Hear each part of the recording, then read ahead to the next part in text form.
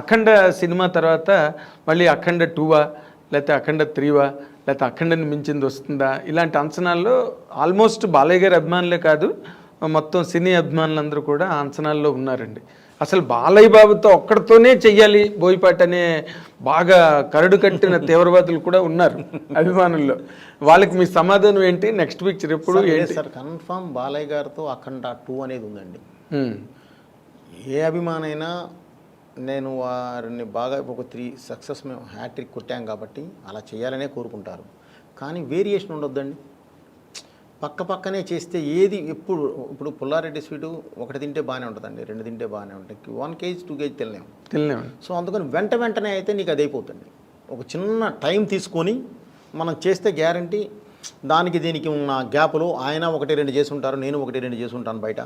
So దీని నుంచి వచ్చి ఆ గ్యాప్ నుంచి వచ్చి మనం కూర్చొని ఒకసారి చేస్తే వచ్చే కిక్కు వేరేగా ఉంటుందండి. 100%. రోజు అదే అని అంటే కూడా మనకి ఇది పెద్ద అంటే మధ్యలో ఈ చిన్న ట్రాన్స్ఫర్మేషన్స్ ఉంటుంటే రిలీఫ్ సస్టైన్ అవుతుంది. ఆయన కూడా చాలా రిలీఫ్గా ఉంటాడు కదండి. అవును, ఒక ట్రాన్స్ఫర్మేషన్ బయటికి వెళ్ళి ఒక ఎంటర్టైన్మెంట్ సినిమాను, ఒక సెంటిమెంట్ సినిమాను, ఇంకోటి ఒక మంచి యాక్షన్ సినిమా చేసి మన దగ్గరికి వచ్చారంటే సార్ మనం చేసేది ఇంకోలా ఉంటుంది. సో ఆ వేరియేషన్స్ కనిపిస్తాయి. ఓకే, ఒక ఆర్టిస్ట్లో అన్ని వేరియేషన్స్ రావాలన్నా కూడా అది చేయాలి, ఒక కొత్తదనం కనపడాలన్నా కూడా చేయాలి. అదే మా రోజు ప్రీ రిలీజ్ ఈవెంట్లో కూడా బాలయ్య గారు మీ గురించి చాలా బాగా మాట్లాడారు. ఇది మీ మేకింగ్ స్టైల్ మీద కానీ వాటి మీద ఆయనకి చాలా విపరీతమైన కాన్ఫిడెన్స్ మీరంటే. అవునండి. అంటే ఎందుకంటే అఫ్కోర్స్ 3 హిట్లు. అవునండి. ఆయనకు ఆ స్టేజ్లో అవి చాలా అవసరమైన హిట్లు కూడా. అదే టు బి వెరీ ఆనెస్ట్, ఎందుకంటే ఏ హీరోకైనా హిట్ అవసరం కదండి. ఇప్పుడు నెక్స్ట్ మీరు తీయబోయే సినిమా బాలయ్య గారి అభిమానులకు కనుక మీరు చెప్పాలి అని మీరు అనుకుంటే ఏం చెప్తారు సార్ బాలయ్య గారి అభిమానులకి? అంటే ఏం ఇప్పుడు నేను ఇంతకుముందు అదే చెప్పాను సార్. ఇప్పుడు జరుగుతూ ఉంది బాబీ సినిమా, ఇవన్నీ జరుగుతూ ఉన్నాయండి. బాబుది నాకు మధ్యలో ఇంకో కమిట్మెంట్ ఉందండి, అది చూసుకొని వెంటనే నేను వస్తాను. ఇంకో కమిట్మెంట్ ఇప్పుడు చేయబోతున్నానండి. అది ఏంటి అనేది జస్ట్ ఫ్యూ డేస్లో నేను అనౌన్స్ చేస్తాను. ఓకే, జస్ట్ ఫ్యూ డేస్లో. పెద్ద హీరో. సో పెద్ద హీరో. అదే మీరు పెద్ద హీరో అంటే మీరు చెప్పలేము, మీరు గబుక్కొని రామ్లాట్ హీరోని తీసుకొచ్చి పెద్ద హీరోని చేస్తారు మీరు సడన్గా. ఇప్పుడు రామన్ చూస్తే మామూలుగా ఎప్పుడైనా కనిపిస్తే చాలా చాక్లెట్ బాయ్ లాగా కనిపించేవాడు. ఇప్పుడు కనిపిస్తే అలా కనిపించాడు, పక్కనే దున్నపోతుతో కనిపిస్తాడు. ఏది నీ దున్నపోతు ఏది రామ్ అని అడిగే రేంజ్లో ఉన్నాడు ఇప్పుడు. సినిమా బయటకు వచ్చాక ఈ don't feel normal about Ram, that is for sure. అవునండి. స్కంద చూసి బయటకు వచ్చిన తర్వాతే సూపర్ కరెక్ట్ అండి. అది ఆ ఇమాజినేషన్ మారిపోయింది రామ్ మీద. అండ్ అతనికి మీకు షూటింగ్ టైంలో ఎట్లా ఉంది సార్ ఇంటరాక్షన్? సార్ చాలా హ్యాపీగా ఉంటుంది సార్, అసలు చాలా హెల్దీగాను హ్యాపీగా ఉంటుంది. ఓకే, అసలు ఏ ఇది ఉండదు, బ్రహ్మాండంగా వెళ్ళిపోతుంది. ఒకటే సార్ మనలో క్లారిటీ ఉండాలి, టెక్నీషియన్లో క్లారిటీ ఉండాలి. టెక్నీషియన్లో క్లారిటీ ఉంటే ఇంకెవరు ఏ ఇది ఉండదండి, చాలా హెల్దీగా వెళ్తుంది. అవునండి. అంటే సార్ మీరు ఎంత ఇతమిద్దంగా నిర్దిష్టంగా మీ సినిమా చిత్రీకరణ విషయంలో ఎంత పట్టింపుగా ఉంటారన్న దానికి నేను విన్నానండి, నిజమో కాదో నాకు తెలీదు. సరైన సినిమా అసలు అరవింద్ గారికి మీరు చూపించలేదంటగా ఆఖరి వరకు ఎవరో అన్నారు. ఎవరో అనడం కాదు సార్, నాకు వేరే సీన్లలో చూపించడాలు కొంత అయిన తర్వాత వాళ్ళతో అది నాకు అసలు అలవాటు లేదండి. నేను ఒకటి ఫిక్స్ అయ్యి కరెక్ట్గా ఇది అయిన తర్వాత నేను ఫైనల్ ఎడిట్ పర్ఫెక్ట్గా చేసిన తర్వాత కూర్చోబెట్టి చూపిస్తాను సార్. మీకు ఏమైనా డౌట్ ఉందో చెప్పండి, ఇప్పుడు నేను చేద్దాం, ఇబ్బంది లేదు. ఓకే, ఆ రోజు నేను చూపించినా కూడా మీరు గెస్ చేయలేరండి. ఏ సీన్ కాని సీన్ ఎప్పుడు చూపించినా బాగానే ఉంటాయి సార్. అవును, అది అంతా కూడా కంపోజ్ అయిన తర్వాత వచ్చేసేసి ఒక కరెక్ట్గా ఒక చైన్ ఆఫ్ దీనిలో పెట్టేసి లింక్స్లో పెట్టేసేసి కరెక్ట్గా ఒక స్క్రీన్ ప్లేలో పెట్టి మీ ముందు తీసుకొచ్చి పెట్టినప్పుడు మాత్రమే ఒక జడ్జిమెంట్ వస్తుంది. ముందే ఊరికే చూస్తాం, మేము చెప్తాం, ఏం చెప్పలేరండి ఎవరు అనుకుంటాం కానండి, చెప్పలేరు సార్. అక్కడ అది మనం చీట్ చేసినట్టు అవుతుంది. ఓకే, సో ఫైనల్గా చూసినప్పుడు ఒక్కసారి నాన్న ఇది ఇక్కడ ఏదైనా తేడా ఉంది, డైరెక్ట్ గారు ఇక్కడ ఏదైనా చిన్న ఇది ఉంది, అది ఒకసారి చూడండి, ఈజీ నాకు. ఓహో ఇందుకు అడుగుతున్నారా, లేదంటే సార్ ఇదిగో దీని లింక్ ఇదిగో ఇక్కడ ఉంది కాబట్టి నేను ఇక్కడ ఇది చేశాను అని చెప్పడానికి ఉంటుంది. లేదు కరెక్టేనా, లేదు సార్ నిజమే బాగుంది, టోటాలిటీ బాగుంది అనుకుంటే ఒకటి లేదు సార్ నిజంగానే ఇది చిన్న ఇది ఉంది సార్, ఓకే ఒక 2 days మనం పెట్టుకుందామండి, టోటల్ ఇంకేమున్నాయో చూసుకుని 2 days పెట్టేస్తాం, ఈజీ. అదే వాళ్ళకి చెప్పడానికి ఈజీ, మీకు చూపించడానికి ఈజీ, వాళ్ళు చెప్పిన తర్వాత మీరు కరెక్ట్ చేసుకోవడానికి కూడా ఈజీ అండి. అలా కాకుండా ఇవాళ చూసావు, ఒక ఇంటర్వెల్ దాకా అయింది, కొంతవరకు ఉంది చూసావు, ఇప్పుడే జడ్జ్ చేయలేరు. ఏం చెప్తారు, చూస్తారు అంతే. నాకు ఇంకా సెకండ్ హాఫ్ ఉంది కదా, నేను షూట్ చేయకుండా నువ్వేం చెప్తావు జడ్జిమెంట్? కరెక్ట్. ఎవరైనా సరే సార్ అవును, మీ ఫస్ట్ హాఫ్లో లాక్లు అన్నీ సెకండ్ హాఫ్లో ఉంటాయి. ఉంటాయి కాబట్టి ఎలా పడితే అలా చూపించి కూడా వేస్ట్ అండి. ఊరికి చూపించామంటే చూపించాం అంతే. అది ఎందుకు అది అందుకని ఏంటంటే నేను ఆయనకి ఇదే చెప్పానండి, గురుగారు నాకు జడ్జిమెంట్ కావాలి. జడ్జిమెంట్ కావాలంటే నువ్వు రోజుకోసారి చూసే జడ్జిమెంట్ రాదు. ఇది ఆల్రెడీ చూసాను ఒక ఎంటర్టైన్మెంట్ సీన్ ఉందండి, ఒకసారి చూసావు నవ్వావు, రెండోసారి చూసాను నవ్వావు, మూడోసారి చూసావు నవ్వావు, నాలుగోసారి చూసావు నవ్వావు, ఐదోసారి చూసావు ఆల్రెడీ చూసాం అనుకుంటావు, ఆరోసారి నేను చక్కలికి పెట్టాలి.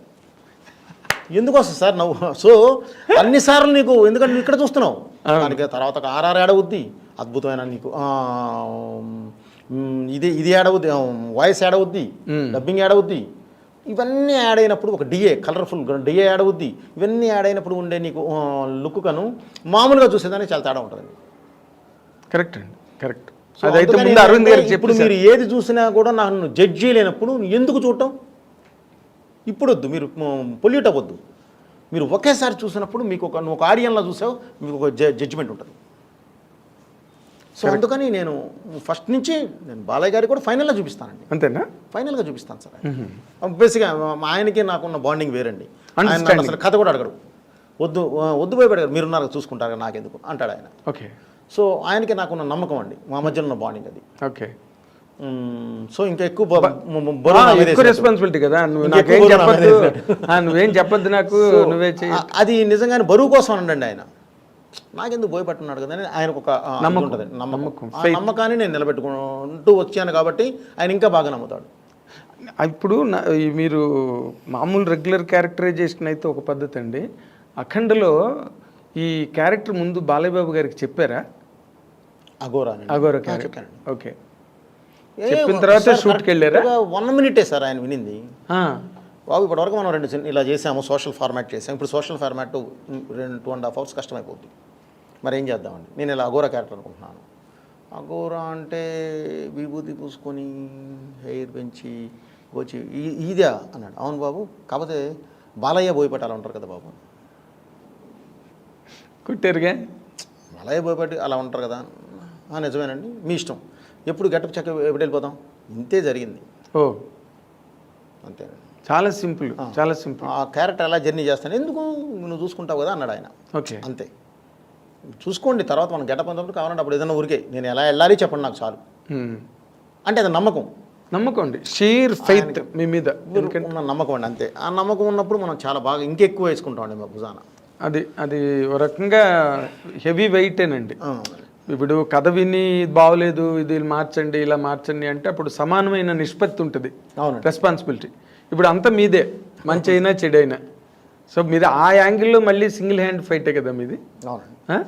మరి దాన్ని మీరు ఎంజాయ్ చేస్తారండి బాగా. ఎలా? ఎందుకంటే నేను చేయలేను సార్. రీమేక్ చూపిస్తే నాకు కిక్కు రాదు.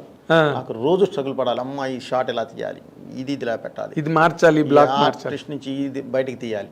ఆ కిక్ ఉన్నప్పుడే నేను డైరెక్టర్గా బతికున్నట్టండి. అది లేని రోజు నాకు అవసరం లేదు సార్ అది.